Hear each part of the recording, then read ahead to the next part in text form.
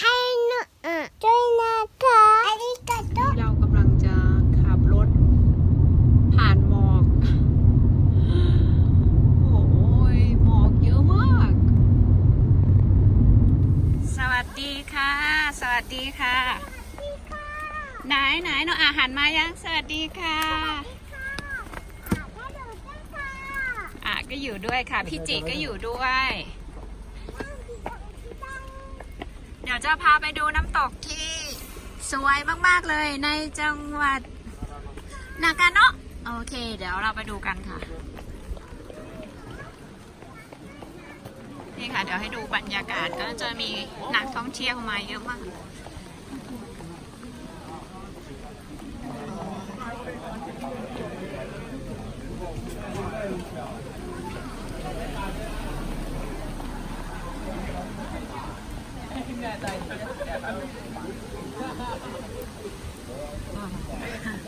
พี่จิ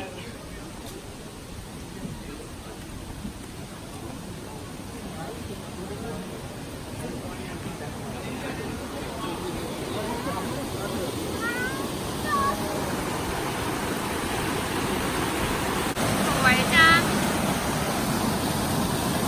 เดี๋ยวแม่แซงไปข้างหน้าก่อนเดี๋ยวแม่แซงไปข้างหน้าก่อน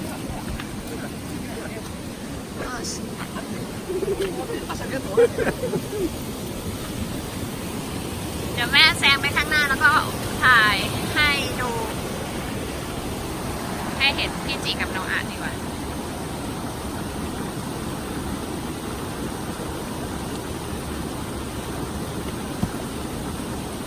น้องอ่านอยากจะถือร่มโอ้โห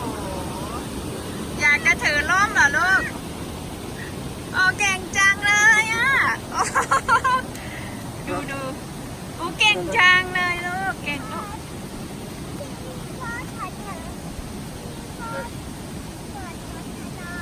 เหมือนที่ทนโทโร่เลยเนาะมาเดินมาเร็วลูกมาโอ้โหเก่งมากมาเร็วไปเดินไปหาพ่อไปลูกไปเดินไปหาพ่อไปหาพ่อกับแม่ไม่เจอ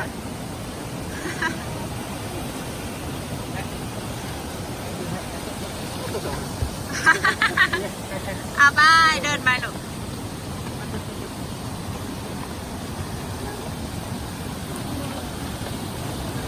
บรรยากาศดีจังเลยอันนี้ฝนตกนะคะครึ้มฟ้าครึ้มฝนหน่อยเนี่ยแม่แหม่มชอบฮิตที่มันแบบเขียวๆแบบนี้ค่ะมาเร็วๆค่ะ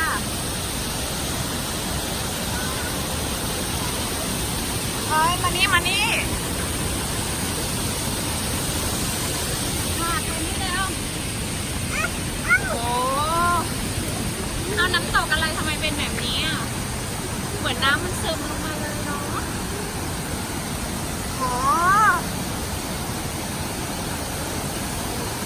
อ้าวพ่อทำไมน้ำตกมันเป็นแบบนี้อ่ะมาจากแก่งน้ำไม่ใช่ดิไม่ใช่น้ำตกไม่ใช่มาจากแก่งน้ำมันเหมือนน้ำซึมลงมาค่ะเดี๋ยวไปมันไม่ใช่น้ำมันแบบว่ามันซึมมาชั้นใต้ดินอ่ะโอ้แปลกดีเนาะโอ้มันซึมมานี่นะโอ้ดีแบบนี้ด้วยนู่นมีนกอ้าวมีนกบินลอดใต้ม่านน้ำนั่นนะคะเข้าไปในดินด้วยไหนเดี๋ยวเราไปดูใกล้ๆกันว้าว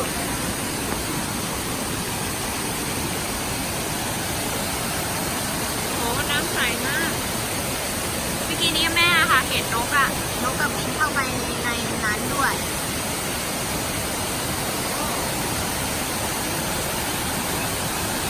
เดี๋ยวพี่จีน้องอ่ะถ่ายรูปกันพ่อได้ถ่ายตรงนี้ด้วยนี่ถ่ายตรงนี้ด้วยนะยืนกันตรงเนี้ย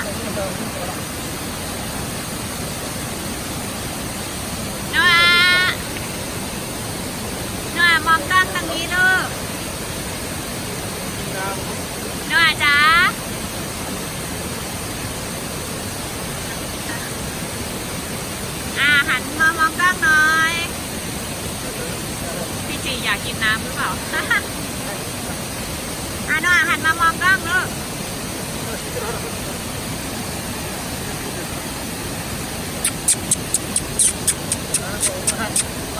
จิโร่อ๋อ ไม่ต้องอุ้มก็ได้พ่อไม่ต้องอุ้มหรอกพี่จีหันมามองกล้องหน่อยลูกนี่แม่ต้องเห่าค่ะพี่จีถึงหันมาโอเคโอเค ถ้าแม่ไม่เห่านะคะพี่จีไม่มองกล้องอยากจะบอกว่าแม่เนี่ยเห่าเหมือนหมามากตายน่ามองกล้องแล้วโอเค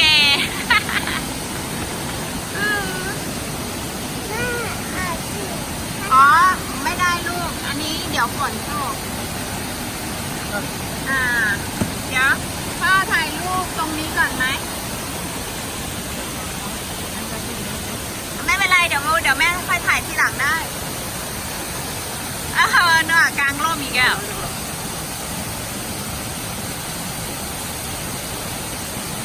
พี่จีไม่ยอมให้อุ้มค่ะหมาชิบะไม่ชอบให้อุ้ม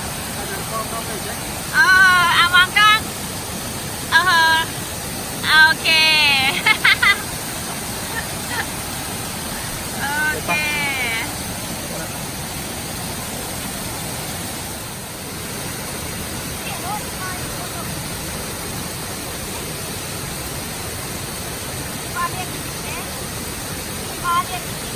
ไงนะอิจิโร่จ้า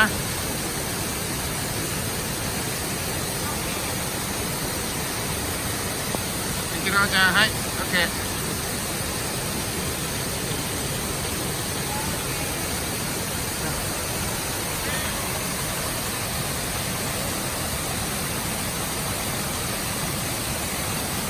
เดินไปสิพอครับ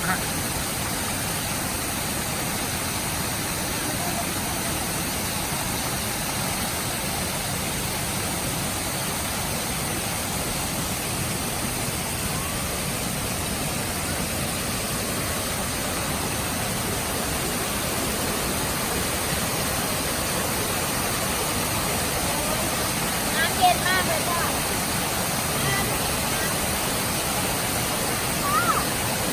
กินอะไรสิคะ พี่กินน้ำอ่ะ ไป พี่กินน้ำเยอะเลย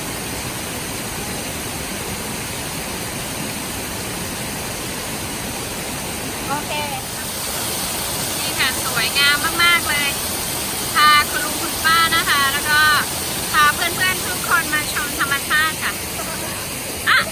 เนอะที่ยืนนี่นึงค่ะพี่จิ๋วอยู่ด้วยโอเคบายเดินกันไปหน่อยวันนี้นะเนอะโอ้พี่จิ๋วอะไรนะพ่ออะไรนะ ภาษาอังกฤษเก่งก็อีก อ๋อ นี่ค่ะคำอธิบายดูนะ นี่ภาษาอังกฤษ ภาษาเกาหลีด้วย โอเคเดี๋ยวถ่ายรูปให้พ่อลูกกันโอเคสต็อปเปิดสต็อปหยุดน้อยหยุด ถอยหลังไปหาพ่อ เดินถอยหลังไปหาพ่อแล้วบอกให้ถอยหลังก็ถอยหลัง ถอยไปอีกนิดนึง โอเคมองกล้อง